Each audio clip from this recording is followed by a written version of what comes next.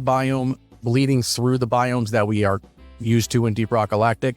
And as we go deeper and deeper into the run, because the game is a roguelike, the farther and farther we go and the harder things get, we're going to actually get deeper into that core stone biome, which is actually really, really nice. And what's more interesting is that because we are going into facilities that DRG owned and operated, we are actually going to see some man-made, or I guess technically dwarf-made platforms and machinery and things like that that we can actually use throughout the course of the run, which will come into play later. And then we saw some new resources as well as a couple other things, and overall biomes look really nice. And then they started talking about the actual gameplay side of things in terms of how we upgrade our characters.